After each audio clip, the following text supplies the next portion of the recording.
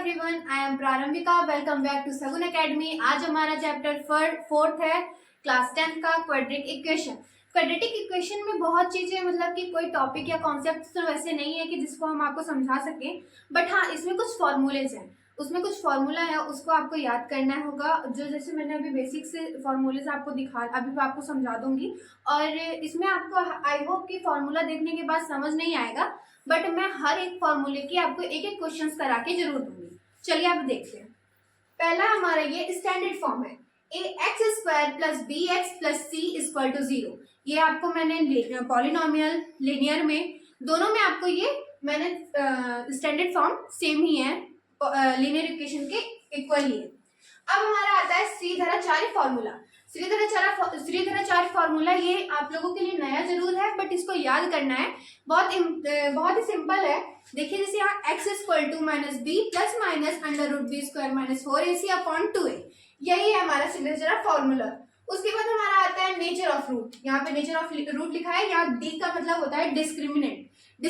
जैसे कि आपको किसी भी क्वेश्चंस में आपको मैं नॉर्मली बता रही हूँ कि किसी भी क्वेश्चन में अगर डिस्क्रिमिनेंट निकालने को दिया है तो आपको इसी फॉर्मूले का यूज करना है, b² - 4ac, आपको यही फॉर्मूले का यूज करना है। उसके बाद हमारा आता है b²। अगर आपको किसी भी फॉर्मूले या किसी भी इक्वेशन में या क्वेश्चंस में अगर आपको दिया है कि इक्वल दिया है, इक्वल एंड रियल ये दोनों दिए हैं, या फिर इनमें से कोई एक भी दिया है, तो आपको इस फॉर्मूले से सॉल्व करना है, b² - 4ac = 0।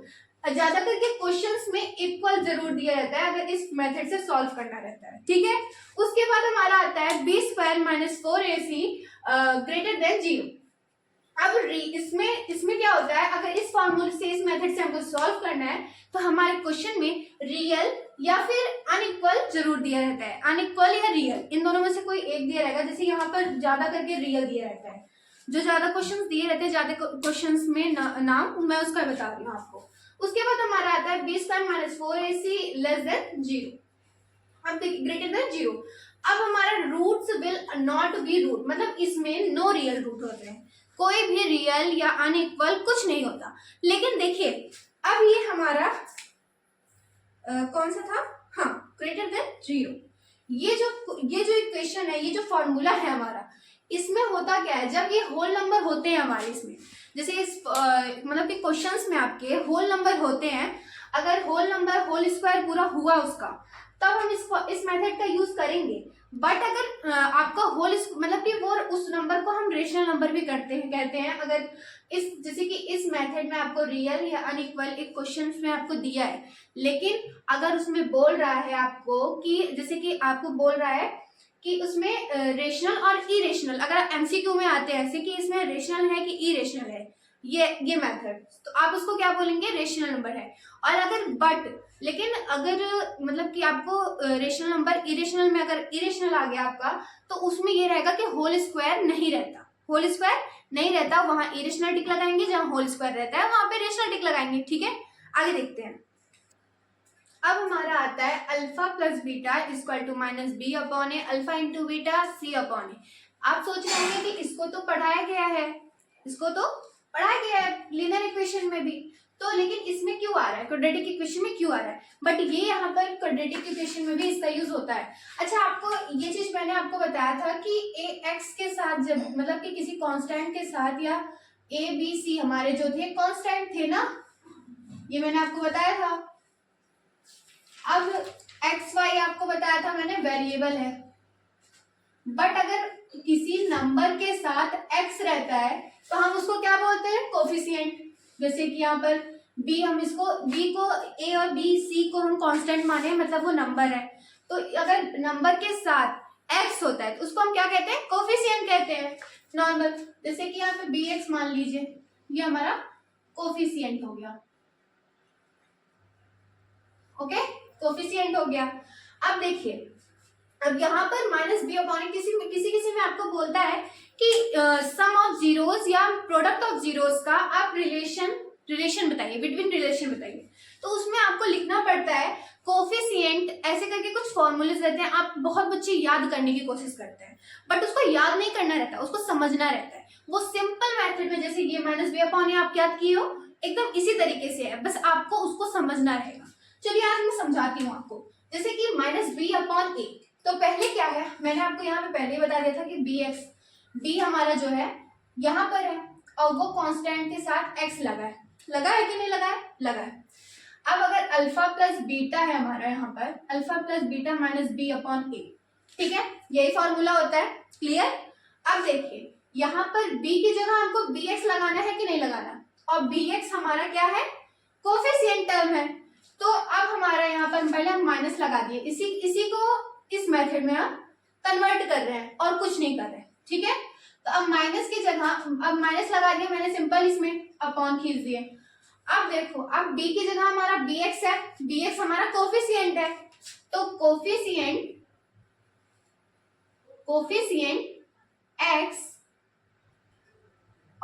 Coefficient of x, उसके बाद अपॉन, अब यहाँ पर a है, अब यहाँ पर कोफिशिएंट, अब कुछ बच्चे क्या करते हैं, अब सोचेंगे कि यहाँ पर कोफिशिएंट ऑफ x लिखा क्यों गया जब x के साथ है। हाँ, नंबर ये लिखा है बट आपका x यहाँ पर जरूर रहेगा, चाहे x हो चाहे x स्क्वायर हो, वो आपका जरूर रहता है। अब यहाँ पर a है, a की जगह पे ax स्क्वायर है, ठीक है। तो अब यहाँ पे कोफिशिएंट ऑफ x लिख के आपको नहीं छोड़ देना है, कोफिशिएंट ऑफ x लिख के आपको नहीं छोड़ देना, ध्यान दीजिए, आपको यहाँ पर x स्क्वायर लगा देना है। ये आपका मेथड, ये आपका फॉर्मूला क्लियर हो गया। इसको आप इस मेथड में भी लिख सकते हैं, ओके। अब देखिए, अब जैसे यहाँ पर अल्फा इंटू बीटा c/a होता है, c हमारा क्या है, इसके साथ x नहीं है, c को हम कांस्टेंट मानते हैं, मतलब a b c को हम कांस्टेंट मान रहे हैं क्योंकि वो नंबर है, ओके। तो c हमारा कांस्टेंट है, कांस्टेंट टर्म। अब हमारा होता है x स्क्वायर का, यहाँ पे हमने दिखाई था coefficient of x square, simple. अब कुछ बच्चे यही चीज याद करते हैं बट याद नहीं करना है, इसको साथ खाली के एक बार समझना है कि आपको इस मेथड में, इस फॉर्म में कहाँ से लिखा गया है। हर चीज कहीं ना कहीं से ली जाती है, वो बन के नहीं आती, लेकिन कोई चीज फॉर्मूले जो होते हैं वो सब बड़े बड़े साइंटिस्ट वगैरह बनाते हैं, बट हर चीज, मतलब कि हर चीज नहीं बनती है, आपको उसको थोड़ा थोड़ा समझने की कोशिश करना चाहिए। चलिए, अब ये फॉर्मूला जानते हैं क्या होगा। अब ये सोच रहे होंगे बच्चे ये फॉर्मूला क्या है। देखिए, अगर आपको sum of zeros and product of zeros given दिया है किसी क्वेश्चन में, या फिर किसी क्वेश्चन में आपको सम ऑफ जीरोस पता हो और सम ऑफ प्रोडक्ट आपको पता हो, तब आप इस फॉर्मूले का यूज करेंगे। देखिए कितना सिंपल फॉर्मूला है, x square minus alpha plus beta x plus alpha into beta equal to 0, okay. चलिए आगे देखते हैं, मैं इसका किसी में का क्वेश्चन आपको सॉल्व कराऊंगी। तो अब हमारा आता है, ये एक क्वेश्चन है, ये किसी फॉर्मूले से रिलेटेड नहीं है बट आपको ये क्वेश्चन, मतलब ये क्वेश्चन आपका इंपॉर्टेंट है, इसलिए मैं आपको सॉल्व करा देती हूँ एक बार। तो देखिए, अब इसका ये हमारा इक्वेशन दिया है, इसमें हमको x की वैल्यू फाइंड करनी है, ठीक है। x की वैल्यू फाइंड कैसे करेंगे, पहले तो हम इन दोनों का क्रॉस मल्टीप्लिकेशन कर लेंगे। देखिए जैसे कि यहाँ पर x square minus 2 equal to 7 बन जा 7 आ गया सिंपली। अब देखिए x है, एक्स स्क्वायर माइनस 2 था इधर आ जाएगा तो प्लस 2 हो जाएगा, तो एक्स स्क्वायर इक्वल टू 9 आ गया हमारा। फिर x का इधर स्क्वायर है, इधर जाएगा तो क्यूब आ जाएगा 9, x इक्वल टू हमारा 3 प्लस माइनस 3। देखिए कितनी अच्छी तरीके से निकल गया x की वैल्यू। चलिए अब आगे के हम एग्जांपल्स के मेथड आपको सॉल्व कर। तो अब हमारा आता है एग्जांपल सेकंड, क्वाड्रेटिक इक्वेशन का, इसमें भी मतलब कि फॉर्मूला लगा के यूज हुआ है। देखिए अब यहाँ पे बोला है the sum of roots of the equation, मतलब इस इक्वेशन का हमको सम ऑफ रूट निकालना है। तो सम ऑफ रूट आपको मैंने क्या बताया था, अल्फा प्लस बीटा, तो यहाँ पर डायरेक्ट लिख देंगे लेकिन पहले इसका कंपैरिजन करेंगे। कंपैरिजन कैसे करेंगे, ए एक्स स्क्वायर कंपेयर कर देंगे इस इक्वेशन से, A X square plus B X plus C, इसका स्टैंडर्ड फॉर्म मैंने आपको बताया ही था। ए की जगह हमारा क्या है, ए की जगह हमारा क्या है, सॉरी, ए की जगह हमारा क्या है 5 और बी की जगह हमारा क्या है -3। देख लीजिए यहाँ माइनस लगा, मैंने पहले भी बताया आपको नेगेटिव की साइन हमेशा ध्यान में रखनी है, प्लस की आप लगाओ या ना लगाओ उससे कोई प्रॉब्लम नहीं है। अब हमारा आता है सी, सी इक्वल टू हमारा 2 हो गया। कंफर्म, यहाँ तक आप कंपेयर कर लिए, ए और बी, सी की वैल्यू आप इस इक्वेशन से आपका निकाल लिए। अब अल्फा प्लस बीटा करते हैं क्योंकि हमको इसमें निकालना है sum of the zeros. Sum of the zeros निकालने के लिए हमको माइनस बी अपॉन ए का फॉर्मूला लगाना पड़ेगा। माइनस बी हमारा है माइनस 3 अपॉन ए 5। देखिए एक माइनस यहाँ का है, एक माइनस फॉर्मूले का है, तो माइनस माइनस हमारा हो गया प्लस, माइनस माइनस हमारा हो गया प्लस, ये माइनस से ये माइनस कट गया, इंटू था 3/5 आ गया हमारा answer, sum of the zeros. तो अब हमारा आता है एग्जांपल थर्ड, डिस्क्रिमिनेंट का। इसमें निकालना है हमें डिस्क्रिमिनेंट, और डिस्क्रिमिनेंट के लिए मैंने आपको कौन सा फॉर्मूला यूज करने के लिए कहा था, b² - 4ac। ठीक है, चलिए अब इस मेथड को भी मैं सॉल्व करती हूँ। इसमें हमें डिस्क्रिमिनेंट निकालना है इस इक्वेशन से। तो पहले हम क्या करेंगे, इक्वेशन को कंपेयर करेंगे स्टैंडर्ड फॉर्म से। तो पहला हमारा आ गया ax² + bx + c = 0। अब a की वैल्यू हमारी आ गई, 3, b की आ गई -2 एंड c की आ गई = 1/3। कंफर्म। अब b² - 4ac आ गया हमारा डिस्क्रिमिनेंट। चलिए डिस्क्रिमिनेंट निकालना है हमको। b हमारा आ गया -2 का होल स्क्वायर -4 इंटू 3, 1/3, 3 से 3 कट गया, 4 बचा, माइनस माइनस प्लस हो गया, 2 2 जा 4, 4 2 का स्क्वायर 4 हो गया, -4 = 0। डिस्क्रिमिनेंट हमारा आ गया 0। अब हमारा आता है एग्जाम्पल 4। एग्जाम्पल 4 में आपको यहाँ पे देखिए मैं क्वेश्चन पढ़ रही हूँ। इस क्वेश्चन में मैं आपको बताऊंगी जहाँ इक्वल और अनइक्वल वाला था, इक्वल एंड रियल। देखिए इस क्वेश्चन में इक्वल आया है, ध्यान से देखिए। If the roots of a quadratic equation 3x² - 6x + k = 0 are equal, then the value of a k। हमारा ध्यान सबसे पहले कहाँ पड़ेगा, इक्वल पे, क्योंकि मैंने आपको बताया कि अगर पहले कोई भी क्वेश्चन पढ़िए उसमें real, equal, unequal and no real root दोनों को देख लीजिए, तभी आपको पता चलेगा कि हमको किस मेथड से या किस फॉर्मूले से हमको इसको सॉल्व करना है। तो पहला हमारा ये इक्वेशन है। पहले मैं आपको क्या बताई हूँ कि स्टैंडर्ड फॉर्म से इस इक्वेशन को हमको कंपेयर करना है। तो हमारा इक्वेशन है 3x² - 6x + k = 0। ये हमारा इक्वेशन है, हमको स्टैंडर्ड फॉर्म से इसको कंपेयर करना है। तो ax² + bx + c = 0। a हमारा आ गया हमारा 3 और b हमारा आ गया -6 और c हमारा आ गया k। कंपेयर कर लिए, a की जगह 3, b की जगह 6, -6 एंड c की जगह k। k की वैल्यू भी हमको साथ साथ में इसके फाइंड करनी है, और वो जैसे भी मैं करते जाऊंगी तो k की वैल्यू अपने आप निकल आएगी। तो चलिए यहाँ पे हमारा निकल गया। अब यहाँ पर हमें इक्वल दिया गया है, तो हमें कौन सा फॉर्मूला लगाना है, b² - 4ac = 0। इक्वल है तो = 0 हो गया हमारा। तो b की जगह हम लिखेंगे -6 का होल स्क्वायर -4 इंटू a की जगह हमारा 3 और c की जगह हमारा k। इसमें k की वैल्यू नहीं फाइंड है, एक अननोन है। तो अगर एक इक्वेशन में एक अननोन रहता है तो वो इजिली निकल जाता है। देखिए 6 6 जा 36, माइनस माइनस हमारा प्लस हो गया, और हमारा यहाँ का आंसर आ गया 36। मतलब जब इसको हम स्क्वायर रूट से बाहर निकालेंगे तो हमारा 36 आ गया। 4 3 जा 12k, हमारा 12k = 0 आ गया। अब देखिए 36, अब यहाँ बहुत बच्चे क्या करते हैं, यहाँ का जो प्लस में है, मतलब कि जो हमारा सही मेथड में है, उसको इधर ले आकर हम माइनस में कर देते हैं। बट हमको माइनस में यहाँ वाला नंबर नहीं ले जाना, हमको माइनस में ये इस साइड में हमको माइनस वाला नंबर ले जाना है, जिससे वो पॉजिटिव में चेंज हो जाए और हमें मतलब कि सॉल्यूशन करने में इजिली तरीके से हमारा जल्दी निकल आए। तो देखिए यहाँ पे -12k है, इधर आएगा तो +12k हो गया हमारा, इक्वल टू इधर गया ना हमारा +12k आ गया। अब हमारा यहाँ पे 12k से इंटू है, कुछ नहीं रहता तो हम इंटू मानते हैं। 12k जब इधर आएगा तो 36/12, 12 3 जा 36 और आ गया हमारा k की वैल्यू, हमारी k की वैल्यू आ गई 3। देखिए निकल आया बहुत अच्छे तरीके से, एकदम सेम k की वैल्यू निकल आई। और b² - 4ac आपको मैंने बता दिया कि देखिए इक्वेशन में या फिर किसी भी क्वेश्चन में equal, real, unequal and no real root का आपको जरूर ध्यान रखना है। अब हमारा आता है एग्जाम्पल नंबर 5।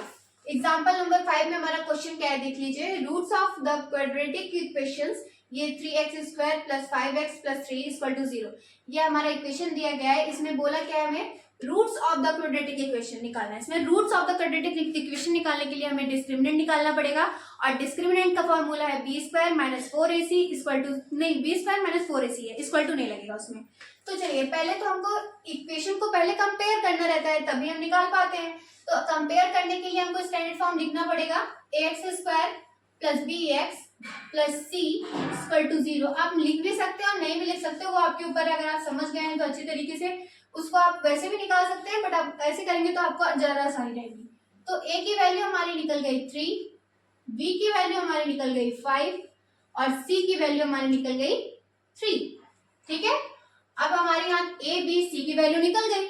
अब हमको क्या करना है, डिस्क्रिमिनेट करना है, क्योंकि यहाँ पे roots of the quadratic equation बोला है, क्योंकि इसमें बोला है रूट्स निकालने के लिए हमको डिस्क्रिमिनेंट निकालना पड़ेगा, और डिस्क्रिमिनेंट निकालने के लिए हमको उसका इक्वेशन लगाना पड़ेगा।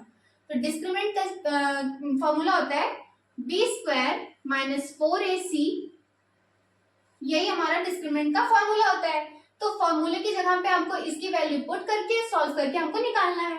तो b² की जगह हमारा है 5 का whole square minus 4 into a हमारा आ गया 3 और c हमारा आ गया 3।